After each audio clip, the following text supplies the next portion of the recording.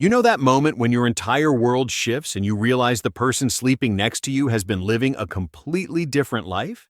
My name is Gabriel Whitlock, and I'm 35 years old. 6 months ago, my wife Vanessa told me she was leaving me for her first love, some guy named Derek she hadn't seen since high school, just like that. 15 years of marriage, gone. But here's the thing about betrayal. It doesn't break everyone the same way. Some people crumble, some people beg. Me? I got even. And when Vanessa showed up 6 months later, broken down on the side of the road in the rain, crying and begging me to take her back, I didn't feel sympathy. I felt satisfaction. Because by then, I'd already made sure she'd lost everything. This is the story of how I went from devoted husband to the architect of my cheating wife's complete destruction. But let me start from the beginning. Before I go any further, let me know in the comments where in the world you are watching from, and make sure to subscribe because tomorrow I will share a story you don't want to miss. I came home early that Thursday afternoon, pulling into the driveway just after 2. The Morrison project inspection had wrapped up faster than expected, and I wanted to surprise Vanessa. Maybe take her out to celebrate. My architectural firm had just landed the Morrison contract, a massive commercial development that would set us up for years. I remember the drive home, windows down, feeling like everything was finally clicking into place. 15 years of marriage, a thriving business, financial security. Life was good. I entered through the back door, already planning where I'd take her for dinner. That's when I heard her voice drifting from the patio, soft, intimate, laughing in a way I hadn't heard in months. I know, she was saying, her back to me as she stood by the outdoor furniture. I just need to find the right time to tell him. Gabriel's so predictable. He won't even see it coming. My blood went cold. She turned and saw me standing in the doorway.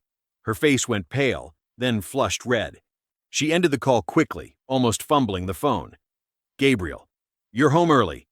Who was that? I kept my voice level, controlled.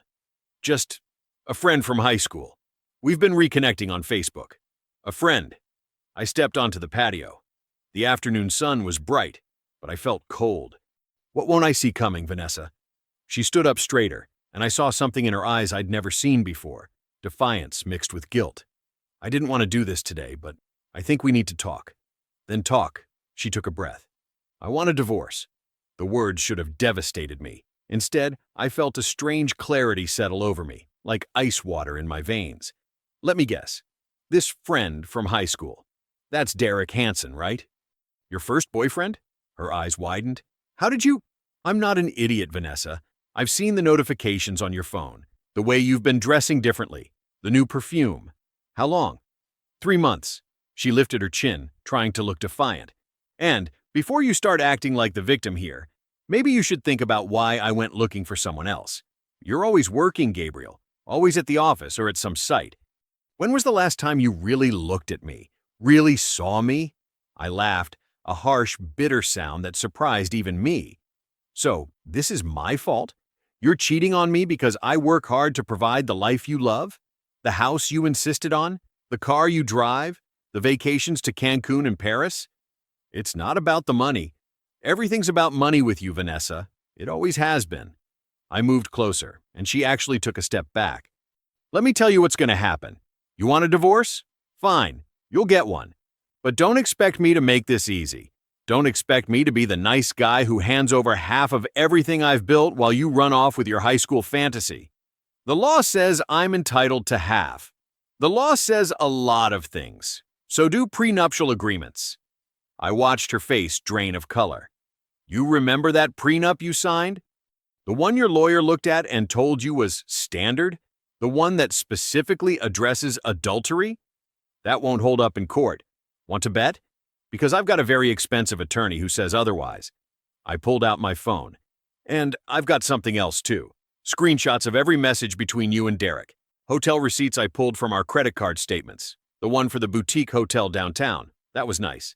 Our anniversary weekend when I was supposed to be in Chicago? Really classy, Vanessa. She was shaking now. You've been spying on me? I've been paying attention. Something you accused me of not doing, right? I moved past her toward the door. You've got until Monday to move out. Take your clothes and personal items. Everything else stays. You can't just throw me out. I turned back, and whatever she saw in my face made her stop talking. Watch me. You want it out? Congratulations, you're out. But you don't get to blow up our life and walk away with half the pieces. You made your choice. Now you get to live with it. Gabriel, please. Save it. Go call Derek. I'm sure he'll comfort you. I paused at the door. Oh, and Vanessa. That promotion he told you about? The regional manager position that was going to set you both up? I'd ask him about that. Because from what I found, Derek's been out of work for 2 months. But I'm sure he was planning to tell you that eventually. Her face went white. You're lying. Am I? Check his LinkedIn. Or, better yet, ask him. I smiled. Good luck with your new life. You're going to need it. I walked back into the house and left her standing there, alone on the patio. Friday morning, I walked into Morgan Whitlock's downtown office with a folder full of evidence and a clear mission. The receptionist recognized my name immediately. I'd called ahead, explained the urgency, and Morgan had cleared his morning. Mr. Whitlock will see you now, she said, gesturing toward the corner office. Morgan stood when I entered, 55, silver-haired, with the kind of commanding presence that probably terrified opposing counsel. We shook hands, and he gestured to the leather chair across from his desk. I reviewed the prenup you emailed last night, he said, getting straight to business. No small talk. I appreciated that. The adultery clause is crystal clear, legally solid. She signed it, her attorney witnessed it, and California courts will uphold it. What does that mean in practical terms? It means she gets almost nothing. He flipped open the file. You owned the house before the marriage, correct? Bought it 3 years before we got married. And she signed away community property rights in the prenup. That means the house stays yours. No argument, no negotiation. He turned a page. Retirement accounts? All in my name. Started before the marriage.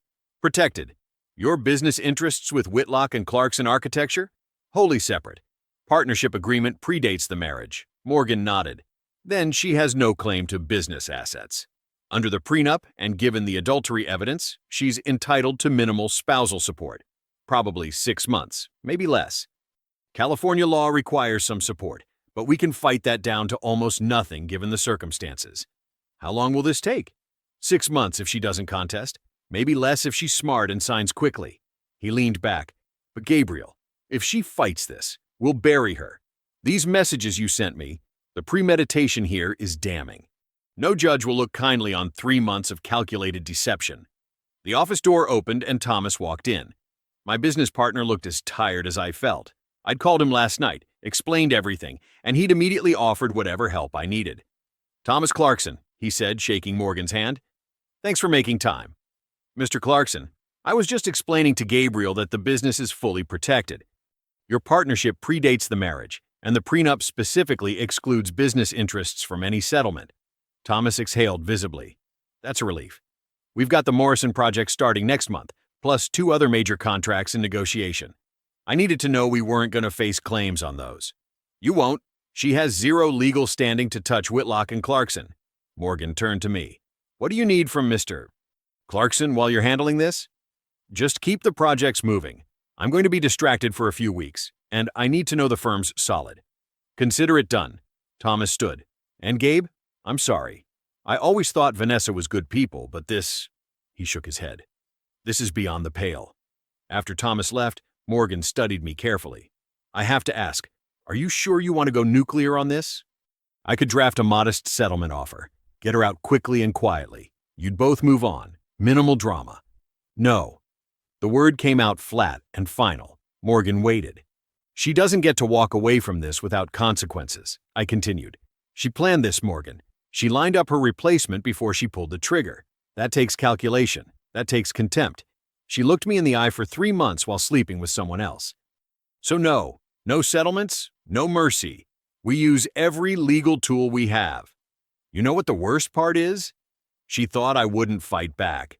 She thought I'd just accept it, maybe ask her to reconsider, then quietly hand over half of everything when she refused. She thought I was predictable. Morgan smiled grimly. Then let's get to work. He pulled out a legal pad and started outlining the strategy. Discovery requests, asset documentation, witness statements, every piece of ammunition we'd need to make this divorce as one-sided as possible. I'll file the initial petition by end of business today, Morgan said. She'll be served with the papers by Tuesday morning at the latest. After that, the clock starts. Good. Gabriel, Once we start this, there's no going back. Are you ready for what this might become? I thought about Vanessa standing on the patio, telling me she wanted a divorce like she was ordering coffee. Casual, entitled, like 15 years meant nothing. I'm ready, do it. Monday morning, I stood in the middle of my living room and felt the silence settle around me like snow. Everything was exactly where it should be. My books on the shelves, my furniture arranged the way I liked it, my art on the walls. But all of Vanessa's things were gone. The decorative pillows she'd insisted we needed, the scented candles that always gave me headaches, the stack of fashion magazines that lived permanently on the coffee table. The house felt lighter, cleaner. I remembered Sunday mornings when we'd first moved in, how we'd painted these walls together, laughing when I got more paint on myself than the trim. That version of us felt like it belonged to different people. My phone buzzed in my pocket. A text from an unknown number. Please stop this. You're really going to destroy me over a mistake. I stared at the message for exactly 3 seconds, then blocked the number. Another buzz. Different unknown number. Derek and I are in love. You can't punish me for finding happiness. Blocked. I poured myself coffee and tried to focus on the Morrison Project blueprints I'd brought home. Made it through maybe 20 minutes before my phone rang. Mr. Whitlock? Professional voice, slightly strained. This is Eleanor Sanders from First California Bank. I'm calling about the joint credit cards associated with your account. I closed those Friday afternoon. Yes, sir. I'm calling because your wife attempted to use one of the cards this morning, and the transaction was declined. She's quite upset and demanded I call you. I set down my coffee. The cards are closed. She's no longer authorized to use them. I understand, sir. She's asking if you'll reconsider. No. Is there anything else? No, sir. Thank you for your time. I ended the call and immediately dialed Morgan. She's already trying to use closed credit cards, I said when he answered. Expected. She probably assumed you'd cool down, that this was just anger talking. Papers rustled in the background. I'm filing the divorce petition this afternoon. She'll be served tomorrow. Good. The next 2 days passed in a blur of work and deliberate distraction. I threw myself into the Morrison Project, reviewed contracts for 2 potential new clients, and had dinner with Thomas to discuss expanding the firm's portfolio. Wednesday afternoon, my phone started ringing. Vanessa's name lit up the screen. I ignored it. She called again, and again. On the 4th call, I answered. What? Gabriel, please. We need to talk about this. We don't need to talk about anything. You want it out. You're out. I didn't mean for it to happen like this. You didn't mean to get caught. I kept my voice cold, controlled. There's a difference, Vanessa. You meant every part of this. You just didn't mean for me to find out before you were ready. That's not... Her voice broke. I was confused. I thought I wanted something different, but I was wrong. So, now that reality's hitting, you want to renegotiate? Sorry, doesn't work that way. I can't afford a lawyer. You cut off all the credit cards. You emptied the joint checking account. I moved my money to a separate account. That's legal and appropriate given the circumstances. I walked to the window, looking out at the street. You want a lawyer? Ask Derek to pay for one. Or, better yet, get a job. A job? Gabriel, I haven't worked in 10 years. Yeah, because I supported you. While you were taking Pilates classes and having lunch with your friends, I was building a business. You want to cash out on that? Not happening. This is cruel. No, Vanessa. Cruel is planning to leave your husband while smiling at him over breakfast. Cruel is booking hotel rooms with your lover and charging them to the family credit card. Cruel is telling someone you love them while already planning your exit. My jaw tightened. What I'm doing? This is just consequences. Gabriel? I ended the call and immediately blocked her number. You ever notice how quickly people redefine words when they're facing accountability? Suddenly consequences become cruelty. Justice becomes vindictiveness. Standing up for yourself becomes unreasonable. I wasn't being cruel. I was being clear. She'd made her choice. Now she got to live with it. 3 weeks into the divorce proceedings, Morgan called me into his office with unexpected news. We have a complication, he said, sliding a document across his desk. I scanned it quickly. My jaw tightened. A countersuit? For what? Emotional distress. Alienation. She's claiming you've caused her severe psychological harm through your vindictive and controlling behavior. Morgan leaned back in his chair. Her attorney is Marianne Rodriguez, relatively new, probably working for reduced fees or contingency. They're throwing everything at the wall to see what sticks. Will any of it stick? No.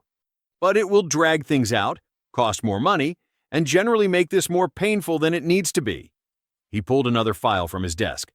There's something else. Her legal team discovered the Morrison contract. They're claiming it's a marital asset, that she's entitled to a portion of future earnings from work you did during the marriage. I felt heat rising in my chest. The Morrison contract came through after she told me she wanted a divorce. Yes, but the preliminary work, the proposals, the designs, some of that happened while you were still married. They're going to argue she's entitled to compensation for that contribution to your success. Her contribution. I stood up, needing to move. She didn't contribute anything except spending my money. I agree. But we need to be prepared for a fight. Morgan opened another file. There's more. I did some digging on Derek Hansen. You said you told Vanessa he was unemployed? Yeah, found it on LinkedIn. Well, it's worse than that. Morgan slid a printout across the desk. He's not just unemployed, he's bankrupt. Filed Chapter 7. 2 months before he reconnected with Vanessa. He's got no assets, no job prospects, and from what I can tell, he's been living with his mother since the bankruptcy. I stared at the document. So, he was using Vanessa as a meal ticket. Looks like it, and I'm guessing she's starting to figure that out. Morgan's expression turned calculating. The question is, do we use this information now, or do we wait? What's the advantage of waiting? Let her sink deeper with him. Let her burn through whatever money she's borrowed from friends or family. The more desperate she gets, the weaker her position becomes. He tapped the file. Then, when we're ready, we pull the rug out completely. I thought about it. Part of me wanted to end this quickly, to be done with Vanessa and move on with my life. But another part, the part that still burned with anger over her betrayal, wanted to watch her suffer the consequences she'd earned. We wait, I decided. Let her dig herself deeper. Smart. Morgan closed the file. In the meantime, I've got our forensic accountant ready to prove there are no hidden assets. We'll bury their fishing expedition with paperwork. He looked at me directly. And Gabriel, start documenting everything. Every call, every text, every interaction. If this gets uglier, and I think it will, we'll need evidence of her harassment. I nodded slowly. She's already been texting from different numbers every time I block one. Perfect. Keep screenshots of all of it. Date-stamped, organized, everything. Morgan stood and extended his hand. She wants to make this a war? We'll give her one. And we'll win it. I shook his hand and left the office with a new sense of purpose. Vanessa had a choice. She could have accepted the divorce terms, taken her minimal settlement, and moved on. But instead, she'd chosen to fight, to try to extract more, to paint herself as the victim, to rewrite history. Fine. If she wanted war, I'd give her war, and I'd make damn sure she regretted every single choice that brought her to this moment. 6 weeks into the divorce, I was working late at the office when my phone buzzed with a text from an unknown number. Please stop this. I made a mistake. Can we talk? Vanessa had gotten a new phone number. I screenshot the message and forwarded it to Morgan without responding. 2 days later, another text. Derek left. I have no one. I have nowhere to go. Then, I'm staying with Claire. She says you're being unreasonable. Everyone thinks you're being cruel. Claire Robinson, one of Vanessa's longtime friends. I wasn't surprised she'd taken Vanessa's side. I screenshot those too and sent them to Morgan. Then I called Thomas. Who do we know that knows Claire Robinson? Steve Robinson, her husband. Why? He's a contractor, right? Works commercial? Yeah, does a lot of municipal work. Why? Just curious if he knows the full story of what his wife's friend did. Thomas was quiet for a moment. You want me to talk to him? Only if it comes up naturally. I'm not asking you to start rumors. But if he happens to mention Claire's been hosting Vanessa, and you happen to mention why Vanessa needs a place to stay. Well, truth isn't rumor. I'll see what I can do. The next week brought more texts from Vanessa, each one more desperate than the last. I didn't respond to any of them, just documented and forwarded them to Morgan. I can't afford a place to live. I can't get a job without a reference. Please, Gabriel, I just need help. The lawyer bills are destroying me. Can we settle this? I'll sign whatever you want. I was wrong. I see that now. Can't we at least talk? Then, one evening, my doorbell rang. I checked the security camera and saw Vanessa standing on my porch.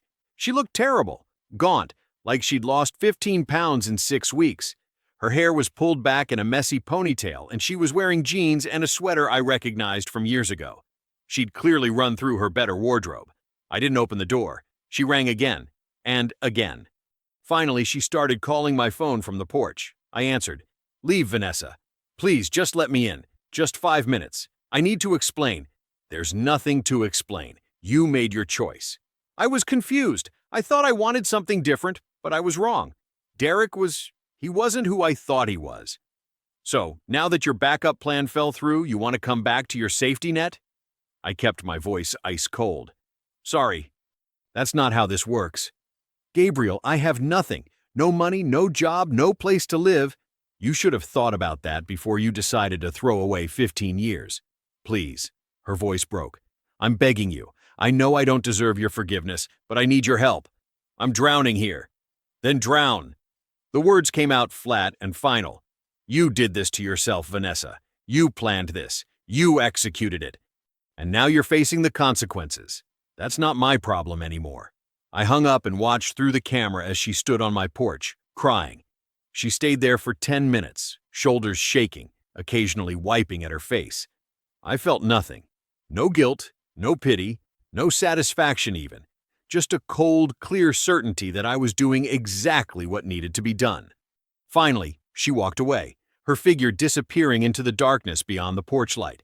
I turned off the security feed and went back to my blueprints. 3 months into the divorce, she walked into my office like she owned the place. Tall, confident, dark hair pulled back in a way that looked effortless, but probably wasn't. Sharp green eyes that took in the room, and me, in about 3 seconds. "Gabriel Whitlock?" She extended her hand. "Juliet Hernandez. Your partner said you're the one I need to convince about the open concept design." I shook her hand, appreciating the firm grip. "Convince me." She did. For the next 2 hours, Juliet walked me through her vision for the Morrison Project's executive offices. Bold, modern, exactly what the client wanted but couldn't articulate. She had samples, renderings, cost breakdowns, everything organized and presented with the kind of confidence that came from knowing your work was good. By the end of the presentation, I was sold. "You're hired," I said. She smiled. "I usually am." We started working closely after that. Material selections, lighting consultations, all the details that turned architectural plans into actual spaces. And somewhere between the fabric swatches and the fixture catalogs, I found myself actually enjoying her company. She was sharp, funny, completely unimpressed by my attempts to maintain professional distance. "You know you don't have to be so formal, right?" she said one afternoon, reviewing paint samples. "We're not strangers anymore. Professional boundaries are important. Professional boundaries are boring." She held up 2 nearly identical whites. "Eggshell or ivory?" "They're the same." "They absolutely are not." She studied them both. "Eggshell. Ivory's too cold for this space." One evening we were wrapping up a late meeting when she asked, "You're divorced, right?" "In the process." "How's that going?" "Slowly, painfully, expensively." "Her fault or yours?" I looked at her directly. "Does it matter?" "Only if you're still hung up on her." Juliet gathered her materials. "Because if you are, I'm not interested. I don't do complicated." She cheated. "I'm divorcing her. I'm not hung up on her, I'm just making sure she doesn't take half my life with her on the way out." Juliet nodded slowly. "Fair enough. Dinner tomorrow? Somewhere that's not a conference room?" "Yeah," I said. "That sounds good." For the first time in months, I felt something like hope. The next afternoon, Thomas stuck his head into my office. "Got a minute?" "Sure." I set down my pencil. "What's up?"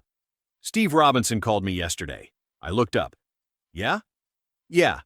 Apparently, Claire's been complaining about how long Vanessa's been staying with them." Thomas leaned against the doorframe. "Steve didn't know the whole story. Claire had painted you as the bad guy, said you'd thrown Vanessa out over nothing." I waited. I corrected that misconception. And Steve had a very interesting conversation with Claire about knowingly harboring and supporting a cheater. Apparently, she didn't appreciate his perspective. Thomas grinned. "But Vanessa's been asked to leave by the end of the month." I nodded slowly. "Good to know. That's all you're going to say?" "What do you want me to say? That I'm glad Vanessa's running out of places to hide? That I'm satisfied watching her support system collapse?" I picked up my pencil again. "I'm just stating facts, Thomas. People make choices. Choices have consequences. Vanessa's finding that out. Thomas studied me for a moment. You seem different lately. Lighter, maybe? Getting rid of dead weight will do that. He laughed. Brutal, but accurate. He turned to leave, then paused. For what it's worth, I think Juliet's good for you. She's the first person I've seen you smile around in months. After he left, I sat there thinking about that. He was right. Juliet made me smile, made me laugh, made me remember there was a life beyond the divorce, beyond the revenge, beyond the cold satisfaction of watching Vanessa's world crumble. Maybe that was what moving forward actually looked like. Morgan's voice on the phone Tuesday morning was grim. We have a development. I set down my coffee. What kind of development? Vanessa's attorney withdrew from the case. What? Why? Non-payment. Vanessa hasn't paid Rodriguez in 2 months. Without representation, she's going to have to either hire new counsel or represent herself. Can she even do that? Technically, yes. Practically? Morgan paused. She'll be slaughtered. This is exactly what we've been waiting for, Gabriel. She's vulnerable. We move for summary judgment, push through the final decree, and this is over in 30 days. 30 days. The words settled over me like snow. But, I said, because I could hear it in his voice, but I want to make sure you're ready for this. Once we move, there's no going back. She'll get nothing except what's legally required, which in this case is essentially nothing. The prenup holds, the adultery clause applies, and she walks away with whatever personal property she took and a tiny spousal support payment that ends in 6 months. I'm ready. Good. I'll file the motion tomorrow. That evening, I was having dinner with Juliet at an upscale restaurant downtown when my phone buzzed. Once, twice, 3 times in quick succession. I ignored it. 4th buzz. I glanced down. Unknown number. Multiple texts. Please answer me. I know you're there. I saw your car at the restaurant. I just want to talk. Please, Gabriel. I blocked the number and turned my phone face down on the table. Your ex? Juliet asked. I looked up. How did you know? The look on your face. You went from relaxed to ice cold in about 2 seconds. She sipped her wine. Is she dangerous? No, just desperate. Desperate can be dangerous. Juliet set down her glass. Do you want to tell me about it? So I did. I gave her the whole story. The affair, the divorce, Vanessa's attempts at coming back that were really just attempts to avoid the consequences she'd earned. Juliet listened without interrupting, watching my face the entire time. Damn, she said when I finished. That's brutal. Which part? All of it. Her for doing it. You for how you're handling it. She leaned back. I'm not judging, for the record. I get it. But Gabriel, at some point, you're going to have to let go of the anger. I'm not angry. Yes, you are. Her voice was gentle but firm. You're running on rage and vindication. And look, it's gotten you this far. It's kept you focused. It's helped you fight back. But eventually, you need to actually move on. Not just win the divorce, actually move forward. I wanted to argue, wanted to tell her she was wrong, but I couldn't. I don't know if I can, I said finally. Not yet. That's fair. You're still in it, still fighting. I understand that. She reached across the table and took my hand. But when this is finally over, when she signed the papers and walked away and you've gotten everything you wanted, you need to let it go. Because if you don't, she wins anyway. She gets to live rent-free in your head for the rest of your life. I didn't have a response to that. She squeezed my hand. Just think about it. That's all I'm asking. We finished dinner and I drove her home. At her door, she kissed me, soft and gentle, nothing rushed. I like you, Gabriel, she said. But I need you to know, I won't compete with a ghost. When this is over, it needs to actually be over, okay? Okay. She went inside and I drove home, her words echoing in my head. She gets to live rent-free in your head for the rest of your life. Was Juliet right? Was I so focused on destroying Vanessa that I'd let the anger become who I was? I didn't know, but I knew Morgan was filing the summary judgment motion tomorrow, knew that in 30 days this would all be over, and then I'd have to figure out who I was when I wasn't at war anymore. Thursday night, I was reviewing blueprints at home when my phone rang. Morgan, at 9 p.m. That wasn't good. Tell me, I said. We have a problem. His voice was tight. Vanessa hired new counsel, Albert McKinley. Very expensive, very aggressive. He filed a response to our summary judgment motion this afternoon and requested a continuance to review the case. My stomach dropped. Can he do that? He already did. The judge granted a 30-day continuance. Morgan paused. And Gabriel? McKinley's already sending signals that he's going to get aggressive. He filed discovery requests this evening. Wants your tax returns, business records, personal communications. Everything for the last 7 years, not just the marriage. We already did full disclosure. We did.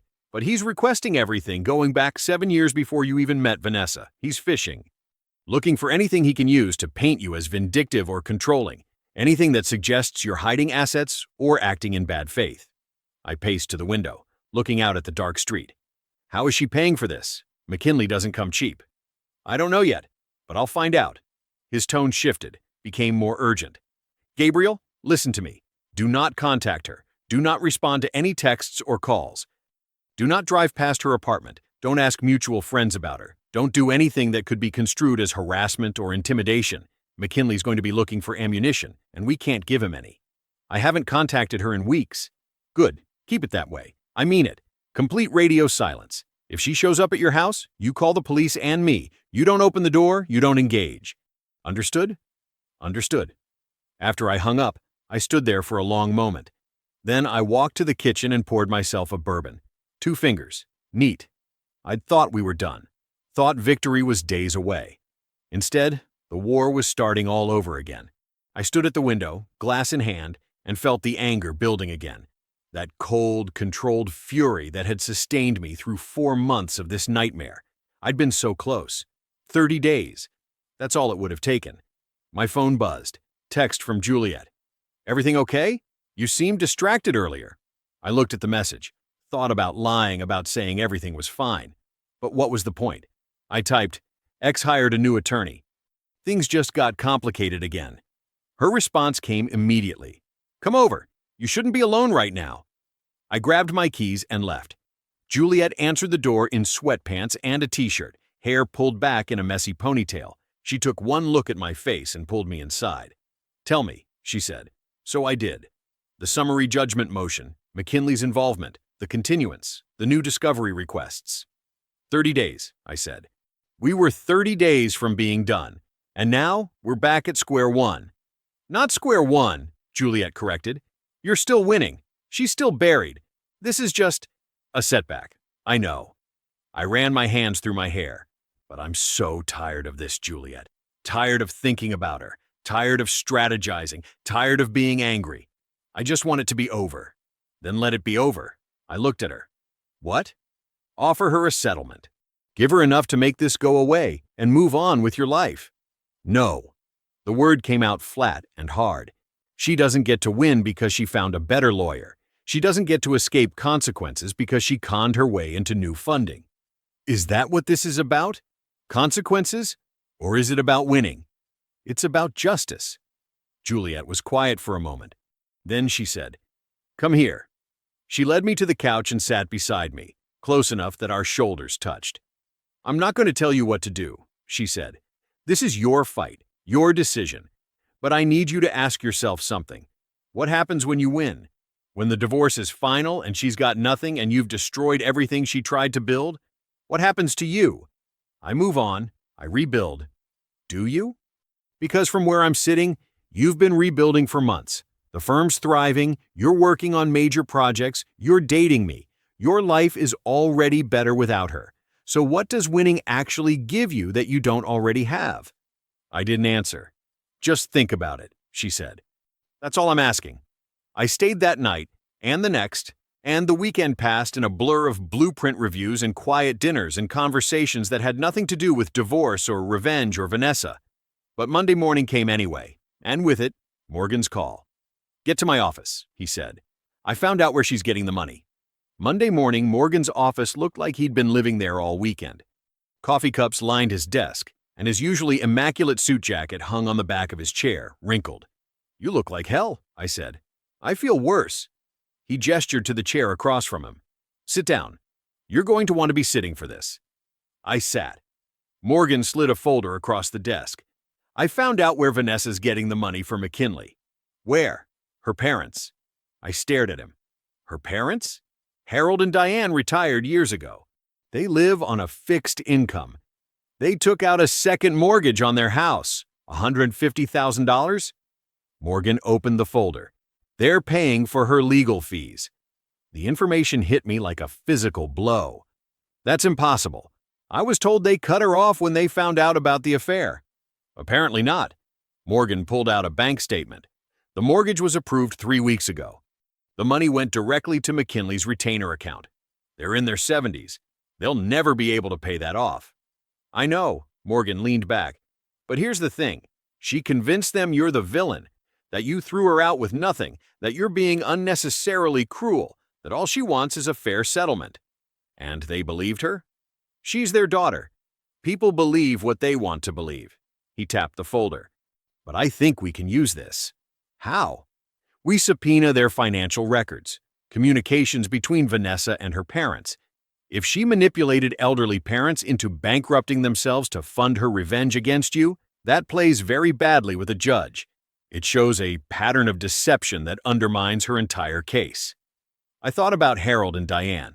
They'd always been kind to me, treated me like family. The idea that Vanessa had used them like this made my anger burn even hotter. You want me to go after her parents? I want to expose the truth. If she lied to them about what happened, if she manipulated them into this, the evidence speaks for itself. Morgan pulled out another document. Gabriel, this could end the case, immediately. No judge will reward this level of manipulation. I was quiet for a long moment. Do it, I finally said. Get the records. The next 3 weeks felt like watching a slow-motion car crash. Morgan's team built the case piece by piece. Financial records showing Vanessa had repeatedly asked her parents for money, claiming she was destitute, that I'd frozen all her accounts, left her with nothing. Then the communications, text messages, emails, phone records. Vanessa had told her parents I'd had an affair, that I'd abused her emotionally, that I'd threatened her. All lies. When we present this to the judge, it's over, Morgan said during one of our strategy sessions. McKinley will have no choice but to advise her to settle. No judge will reward this. When's the hearing? 2 weeks. He looked at me. But Gabriel, I think McKinley knows he's losing. He's going to try one last Hail Mary. Be prepared for anything. I thought I was prepared. I wasn't. The call came at 2 a.m. on a Saturday. I answered, groggy and disoriented. Hello? Gabriel? It was Diane. She was crying. Gabriel, I'm so sorry to call so late, but I didn't know who else to contact. It's Vanessa. She's not well? I sat up, fully awake. What do you mean? She's been staying with us for the past 2 weeks. She's barely eating, barely sleeping. Tonight she took a whole bottle of sleeping pills. Harold found her just in time. We're at County General. The doctors say she's going to be okay, but Gabriel, her voice broke. What happened between you two? How did it get this bad? My throat felt tight. Diane, did Vanessa tell you why we're getting divorced? She said you grew apart, that you fell out of love, that you wanted her gone. That's not true. None of it. I took a breath.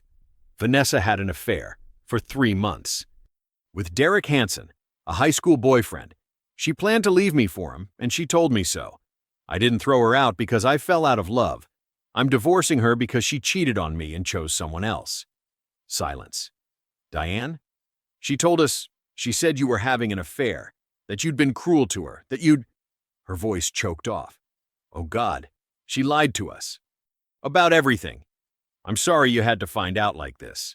The money, the second mortgage.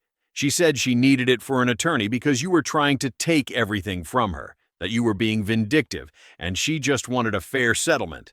I offered her a fair settlement based on the prenup she signed. She rejected it because she wanted more. Everything else has been her trying to get around the prenup. Diane was openly crying now. What have we done? We gave her everything. We believed her, and now we're going to lose our house. Diane, listen to me. Go be with Vanessa. Make sure she's okay. We'll figure out the rest later. I hung up and sat in the darkness. Then I called Morgan. It's 2 a.m., he answered groggily. Vanessa's in the hospital. Suicide attempt. Her parents are with her. Jesus, is she okay? They pumped her stomach. She'll survive. I paused. Her mother knows the truth now. Vanessa lied to them about everything. Morgan was quiet. Then, this changes things. If her parents withdraw support, McKinley's off the case immediately. And if they're willing to testify about her deception, Gabriel, we could end this in a week. At what cost? Her parents are elderly. They're broke, and she's in a psych ward. None of that is your fault. I know, but it doesn't feel like a victory. I spent the weekend thinking about Vanessa, about Harold and Diane, about what Juliet had said, that I was running on rage and vindication. Monday morning, I called Morgan. I want to make her an offer. The call came on a gray Tuesday in November, exactly 6 months after Vanessa had first told me she wanted out. I was standing at the Morrison site, watching crews frame out the executive wing when my phone buzzed. "It's done," Morgan said. "Officially dissolved. The payments to your in-laws' mortgage company have been processed. It's over, Gabriel." I let out a breath I hadn't realized I'd been holding. "Thanks, Morgan, for everything. You made it easy. Aside from that last bit of unexpected generosity, you were the perfect client. Collected, strategic, never let emotion override good judgment." After I hung up, I stood looking at the half-finished building. The Morrison project was coming together beautifully, ahead of schedule, under budget. Thomas had proven invaluable, and our firm was fielding more inquiries than we could handle. My personal life had found a new rhythm too. Juliet and I had been dating seriously for 2 months, and it felt right in ways my marriage to Vanessa never had. She pushed me to be better, called me out when I was being cold or closed off, and made me laugh in a way I hadn't in years. That evening, I took her to the same upscale restaurant where Vanessa had stalked me months earlier, reclaiming territory. "So, it's official?" Juliet asked over wine. "You're a free man?" "As of this morning." "How do you feel?" I thought about it. Relieved. Empty, maybe. I spent 6 months focused on ending this, and now that it's over, I'm not sure what to do with all that energy. "You could focus it on something positive. Like us," she smiled. "Or your business. Or, literally anything other than revenge." I wasn't. I stopped. "Okay, maybe I was. A little." "A little?" "Gabriel, you paid $150,000 to punish your ex-wife's parents for believing her lies. That's not a little revenge. That's strategic, long-game revenge. I paid $150,000 so they wouldn't lose their house. You paid $150,000 to prove you were the bigger person while simultaneously demonstrating exactly how thoroughly you'd won. It was masterful, honestly. Brutal, but masterful." She reached across the table and took my hand. "But it's done now. So what comes next?" "Next?" I smiled. "Next, I focus on building things instead of destroying them, starting with us." Good answer. 3 months later, I was leaving the office late when I saw a familiar car broken down on the side of the road. Even in the dim streetlight, I recognized it. The old Honda Vanessa had taken when she moved out. I almost kept driving. Should have kept driving. But something made me slow down, and then I saw her standing next to the car, illuminated by her phone's flashlight. She was soaked from the rain, looking frustrated and desperate as she tried to flag down passing cars. No one was stopping. I pulled over and rolled down my window. "Car trouble?" She looked up and her face went through a complicated series of expressions: hope, shame, desperation, fear. "Gabriel, yes. It just died. I've been trying to call a tow truck, but I can't afford the fee until my paycheck clears Friday." "Where are you working?" "Coffee shop, downtown." She hugged herself against the rain. "Look, I know I have no right to ask you for anything, but could you maybe just call me a tow?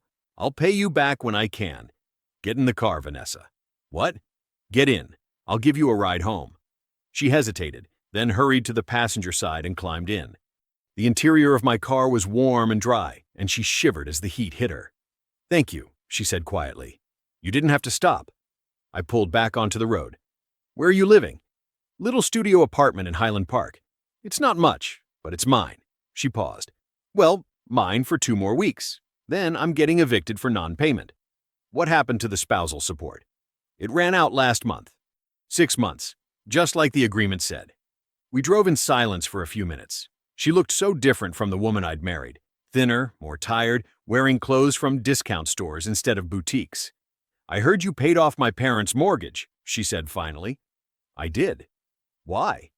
"Because they didn't deserve to lose their home because of your mistakes." "That's what my mom said." Her voice was soft. "She also said she told you everything, about the lies I told them." "She did. They're not speaking to me anymore. My dad said I betrayed them just like I betrayed you, that I used them. She wiped at her eyes. He's right. I did. I didn't respond. I know you hate me, she continued. I know I destroyed everything. I want you to know that I know. I'm not asking for forgiveness or for you to feel sorry for me. I made my choices, and I'm living with them. But I am sorry, Gabriel, for all of it. I pulled up in front of a rundown apartment building in a questionable neighborhood. This was where the woman who'd once demanded a $50,000 kitchen remodel was now living. This is it, she said. Thank you for the ride. Vanessa. She paused with her hand on the door handle. I don't hate you. I did for a while. But mostly, I just feel sorry for you. You had everything. A good life, financial security, people who loved you, and you threw it all away chasing a fantasy. I know. Derek was bankrupt and unemployed when you left me for him. Did you ever ask yourself why he suddenly reconnected with you? Or did you not want to see it? She closed her eyes. I saw what I wanted to see. I thought I was missing out on something, on passion, on excitement, on being desired instead of just being comfortable. She looked at me. I was an idiot. Yes, you were. I reached into my wallet and pulled out $500 bills. This is not a loan. This is not a down payment on forgiveness. This is me acknowledging that we were married for 15 years and I don't want to see you homeless. Use it to catch up on rent or to get your car fixed. But Vanessa, this is the last time. Don't contact me again. Don't ask for help again. Move on with your life. She took the money with shaking hands. Gabriel, I mean it. We're done. Completely. I have a new life now, and you're not part of it. Take care of yourself. She nodded and climbed out of the car. I watched her walk into the building. Then I drove away and didn't look back. When I got home, Juliet was in my kitchen making dinner. She'd moved in the month before, and the house that had felt empty and cold after Vanessa left now felt warm and alive again. You're late, she said, kissing me. Traffic? Something like that. I told her about Vanessa. Juliet listened without interrupting, then said, How do you feel? Honestly? Nothing. I looked at her and felt nothing. No anger, no satisfaction, just nothing. That's probably healthy. Is it? Because I feel like I should feel something. Pity, maybe, or vindication. Instead, it's just empty. You spent 6 months feeling everything. Anger, betrayal, rage, determination. You're allowed to be done feeling things about her. Juliet handed me a glass of wine. Besides, you have better things to focus on now. Like what? She smiled. Like the fact that I'm pregnant. I nearly dropped the wine glass. You're what? Pregnant. 8 weeks. I found out this morning. She watched my face carefully. I know we haven't talked about kids, and this is fast, but Gabriel, I want this. If you don't, I'll understand, but I pulled her into my arms and kissed her. I want this. I want you. I want all of it. She laughed, relieved. Thank God, because I was terrified you'd freak out. I'm not freaking out. I pulled back to look at her. I'm happy, actually, genuinely happy. For the first time in months. Good, because you're going to be a father, and I expect you to be good at it. That night, lying in bed with Juliet asleep beside me, I thought about the past year, about how completely my life had changed, the destruction of my marriage, the brutal divorce, the rebuilding. I thought about Vanessa, broken down in the rain, living in a studio apartment in Highland Park, working at a coffee shop for minimum wage. I'd wanted her to suffer, and she had. I'd wanted her to face consequences, and she had. But looking at her tonight, soaked and desperate, I'd felt nothing. The anger that had sustained me through the divorce, the vindictive satisfaction of watching her world crumble, it was all gone. In its place was just emptiness. And maybe that was its own kind of closure. I'd won. I'd destroyed everything she'd built on the ashes of our marriage. I'd proven that actions have consequences, that betrayal comes with a price. But more importantly, I'd survived. I'd rebuilt. And now I was building something new, something better, with someone who actually deserved my trust. Vanessa was the past, Juliet was the future, and I was finally ready to let go and move forward. 6 months later, I was in the hospital holding my daughter, Riley Ann Whitlock, 7 pounds and 3 ounces of perfect. Juliet was exhausted, but radiant in the hospital bed, and Thomas had already called 3 times to congratulate me. She has your eyes, Juliet said. Poor kid. Stop. Your eyes are beautiful. She watched me holding Riley. You're going to be a great father. I'm going to try. My phone buzzed with a text from Morgan. Congratulations. Saw the announcement. Drinks when you come up for air? I smiled and pocketed the phone. Morgan had become more than my attorney over the past year. He'd become a friend. Life was good. The firm was thriving. We just landed another major project. Juliet and I had bought a new house together, something that was ours, with no ghosts of the past. And now we had Riley. I occasionally wondered what happened to Vanessa. If she'd found work, if she'd reconciled with her parents, if she'd moved on. But those thoughts came less and less frequently. She was a chapter in my story, but not the ending. I looked down at my daughter's tiny face, at the future literally sleeping in my arms, and felt a peace I hadn't felt in years. The war was over. I'd won. But more importantly, I'd survived and built something better from the ashes. And that, in the end, was the greatest revenge of all. A year ago, my wife told me she was leaving me for her high school sweetheart. She thought she was trading up, trading comfortable for exciting, predictable for passionate. She thought I'd just roll over and accept it, that I'd hand her half of everything I'd built and wish her well. She was wrong. I'm not telling you this story because I'm proud of what I did. Revenge isn't noble. It's not heroic. It's just necessary sometimes. A cauterizing burn that stops the bleeding. Vanessa made her choices, and I made mine. She chose betrayal. I chose consequences. She chose to lie to everyone who loved her. I chose to expose those lies. She chose to destroy our life together. I chose to build a better one without her. Last I heard, she was still in Highland Park, still working that coffee shop job. Her parents eventually forgave her, or at least started speaking to her again. She's their daughter. They don't have much choice. As for me, I'm remarried now. Juliet's pregnant with our second child, a boy, due in October. The firm is doing better than ever. Thomas and I are looking at expanding to a second office. I see Vanessa sometimes around town. We don't speak. There's nothing left to say. She gambled everything on a fantasy and lost. I built my revenge brick by brick, making sure every consequence was earned, every downfall was deserved. And now I'm free. Really, truly free. That's my story.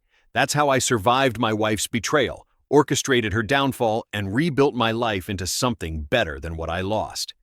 If you've been betrayed, if you've been left for someone else, if you've had your life torn apart by someone who claimed to love you, understand this. You don't have to be a victim. You don't have to roll over and accept it. You can fight back. You can demand consequences. You can rebuild. But eventually you have to let it go. You have to move forward. Because holding on to anger and revenge forever means they win anyway. They get to live in your head, rent-free, forever. I got my revenge. I got my justice. And then I got my life back. And in the end, that's the real victory. I believe stories such as this find us for a reason. If this one touches you, please subscribe. I share a new one every day. In the meantime, there are 2 stories on the screen that are even better.